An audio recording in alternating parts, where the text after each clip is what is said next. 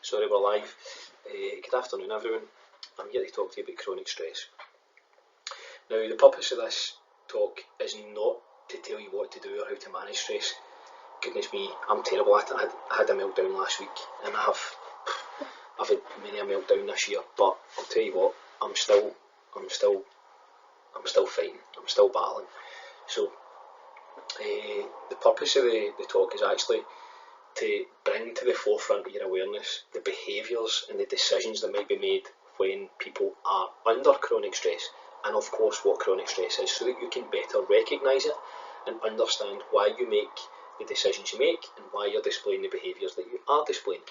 And of course, if you're not suffering from stress at the moment, or things are pretty easy for you, then I'm absolutely over the moon. I really am. I'm delighted for you.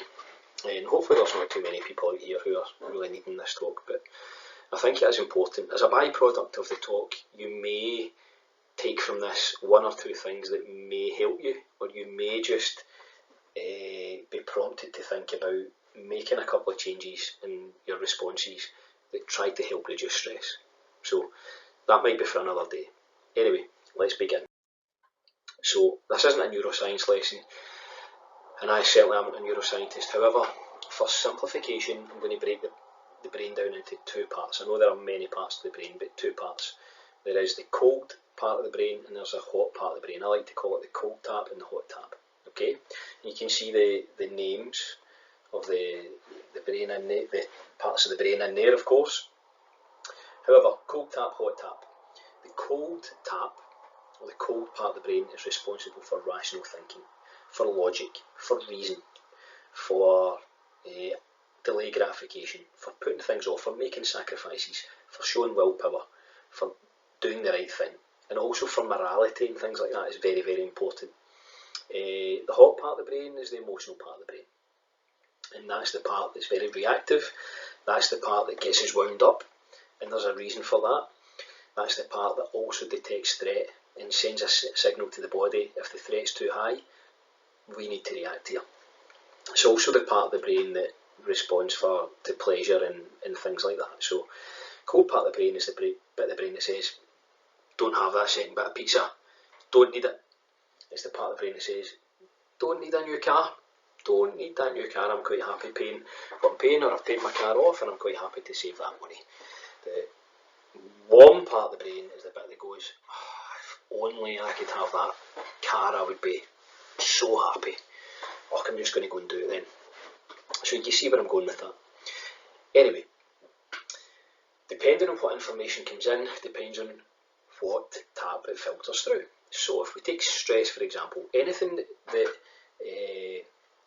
that's stressful, some kind of stressful trigger, comes into the brain and it goes through the hot tap. Of course it does, because it elicits an emotional response. So we get a phone call from an angry parent, for example. Well, this isn't in relation to me or my job, by the way. Get a phone call from an angry parent. It makes you feel a little bit annoyed yourself, you get a little bit defensive. But then the cold tap, this is the part of the brain that says, Jimmy, don't worry about it, everything's fine. Calm yourself down. Let's try and listen, and let's try and understand, and let's try and come to a conclusion that suits everybody. That's it. And then everything's fine.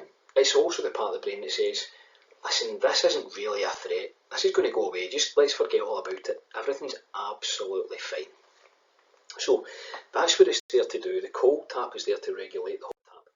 So if we look at these cycles here, hot tap comes on because we've been emotionally triggered by something, by a stress, a phone call, a bill, a confrontation, whatever it might be. And then the cold tap comes on and we take appropriate action, and then the problem's solved. However, we live in 2021, and my goodness, things just tend to get worse, don't they? However, they will get better. And what I would say about living in 2021, certainly in the modern era, is that we're exposed to chronic stress. It's not just bears jumping out trying to attack us.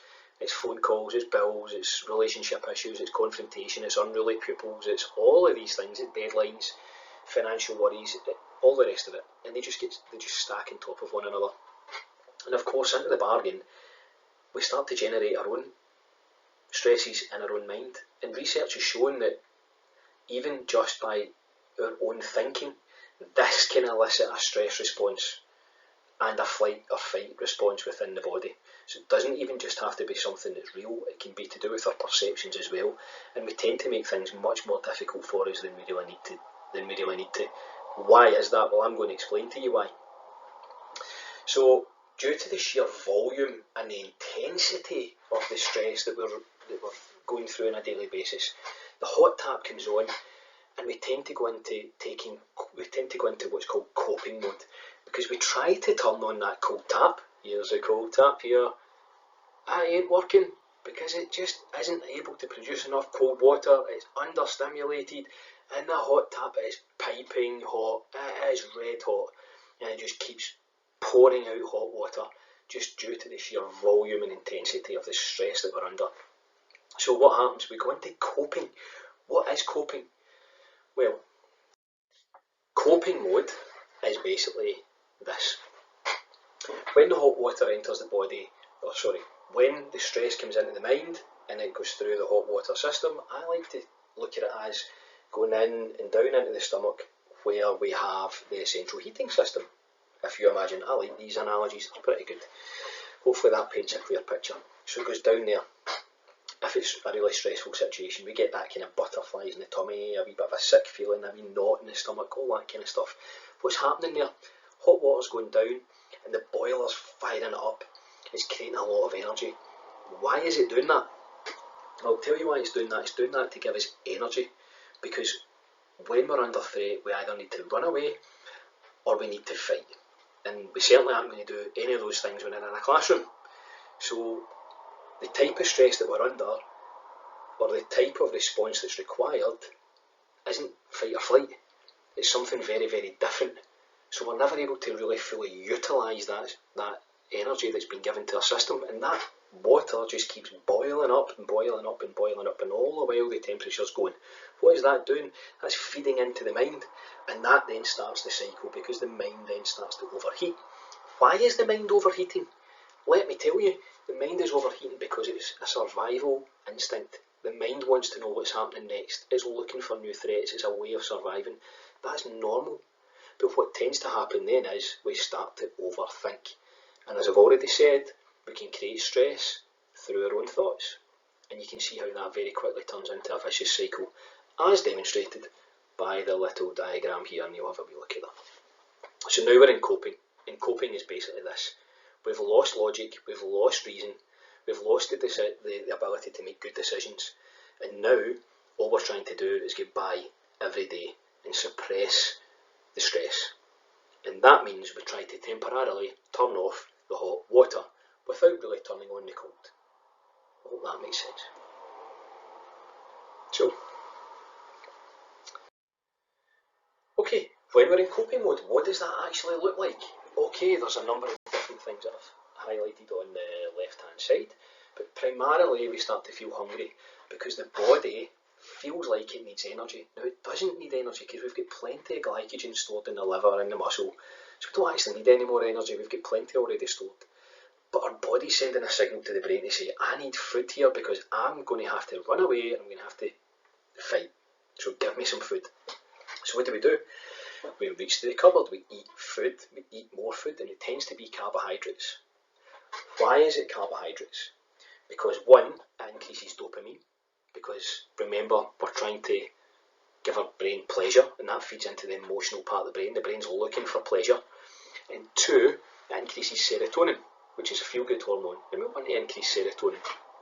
However, what we're actually doing is we're actually supplying the body with more energy that it doesn't need, and that it's not going to get used, but we're also feeding energy into the brain, which makes it run faster.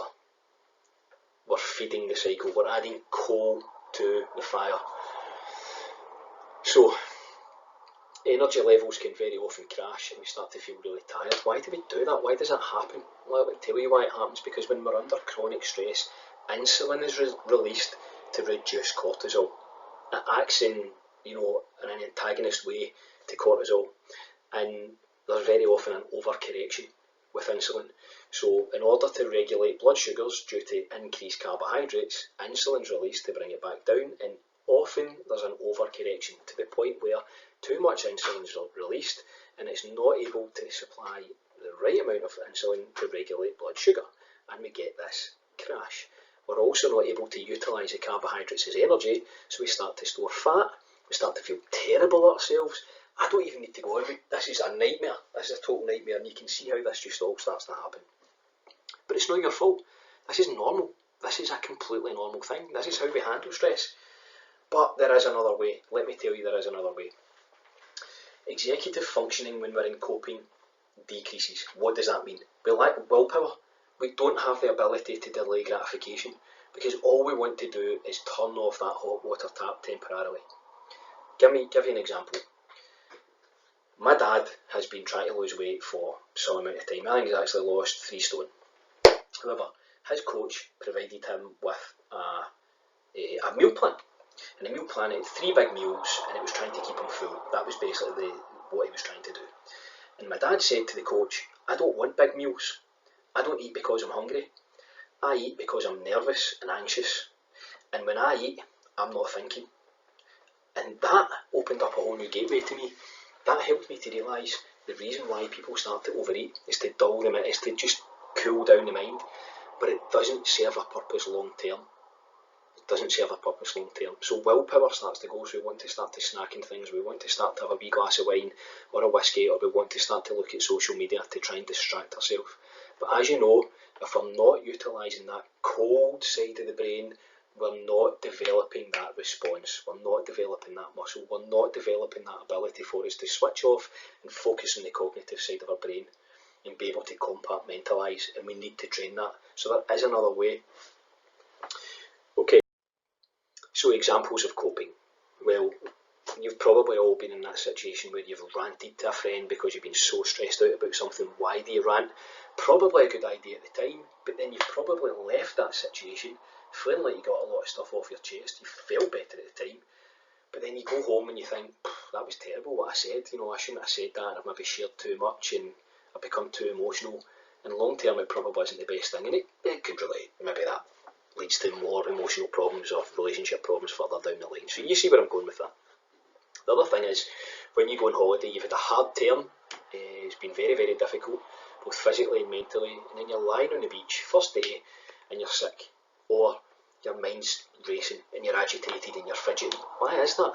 Because you've been under such chronic stress that the brain's going at 100 miles an hour, you've been giving your body so much fuel, it doesn't know what to do with, that you're basically, it's taking you so much time to then try and regulate your body and bring it back down. And so that's probably what happened to a number of people. I know it certainly happens to me, but I'm much better at it now, thanks be to God. And then the other thing is constantly watching the news. Why do we constantly watch the news looking for good information? Especially when we're worried about things like financial situation or like coronavirus or restrictions or different things.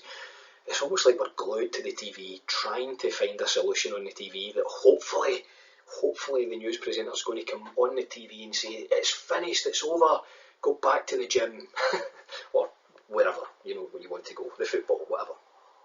But it never happens, let's be honest, and all we get is negativity, which then feeds into the brain again, and the cycle starts again. So you can see these examples of coping. We just want a short-term fix to make us feel a little bit better. And I've kind of highlighted some of these kind of things in research on the left-hand side, which you can have a wee look at later. Anyway, some thoughts for you. I'm not going to give you some solutions, although I'm happy to discuss anything you want later on, if you're back in school or you want to drop me a wee email. Not that I'm an expert, of course, or if you want to like, share and subscribe to my channel. So what information are you focusing on? Are you feeding the cold tap or are you feeding the hot tap? You need to be more aware of that, because if you're constantly feeding the hot tap on top of the chronic stress that you're already under, is that a good idea? Are you just feeding the system, or are you able to cool it down with something else? Are you creating space to break that hot water cycle, and how do you create space in your mind for that? And then, have there been times where your cold water tap was less or more responsive, and what did that look like? And the last thing I want you to try and be aware of is, if you could get into a more balanced state, what would it look like? So try to be aware of what state are you in just now. Is there too much hot water coming in, or is there too much cold water coming in? Anyway, I hope you've enjoyed some of the things that I've shared with you today, and I'll leave you with the wee video clip that I've put below. Have a watch at the video. We in PE talk about model performers a lot. I've put this video up because it brings up some insightful, I don't know, thoughts or whatever. I quite like it, so let me know what you think. Have a good day.